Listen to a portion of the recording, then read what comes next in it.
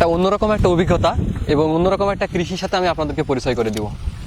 এই যে পিছনে যে কলা জমিটা দেখছেন, এটা আমার চাচার প্রজেক্ট।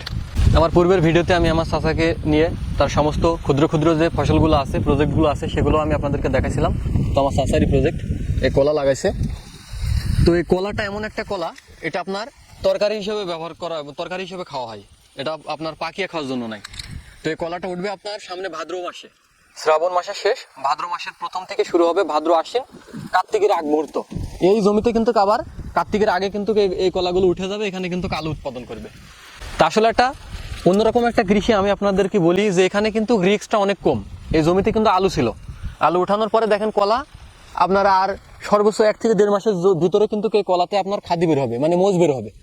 তো সর্বনিম্ন এই খাদি আপনার যদি আগতি করে বিক্রি করতে পারে 700 টাকা, 800 টাকা, 600 টাকা, এভারেজ 500 টাকার নিচে কোনো খাদি বিক্রি হবে না।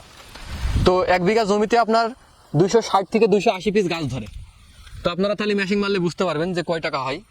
কিন্তু এখানে রিস্কটা কি, মানে স্বাভাবিক যদি ঘন্টাতে আপনার 60 থেকে 70 কিলোমিটার ঝোড়ো হাওয়া বয়, তাহলে কিন্তু এই গাছগুলো দেখা যাচ্ছে থাকবে। কিন্তু ওর বেশি যদি ঝোড়ো হাওয়া দেখা যাচ্ছে 80 ঘন্টায় 80 কিলোমিটারের বেগে যদি বাতাস হয়, তাহলে দেখা যাচ্ছে এই গাছটা ভেঙে যাবে বা আপনার একটা রিস্ক থাকতে পারে।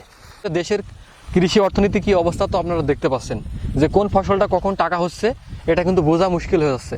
আপনি পূর্বে 2 মাস পিছনে যান, যে আলু চাষে দেখেন কি একটা চাষি মানে ধরার ভিতরে, পেঁয়াজ চাষ দেখেন কি একটা চাষি ধরার ভিতরে, কপিতে দেখেন কি পরিমাণে ধরার ভিতরে, তারপরে আপনার টমেটোতে ধরার ভিতরে, মানে সবগুলাই কিন্তু সবজি, সিজনাল সবজি আজ থেকে 2 মাস 3 মাস আগের পিছনের দিকে তাকাইলে কিন্তু কৃষকের একটা মানে কি একটা দুর্দশা।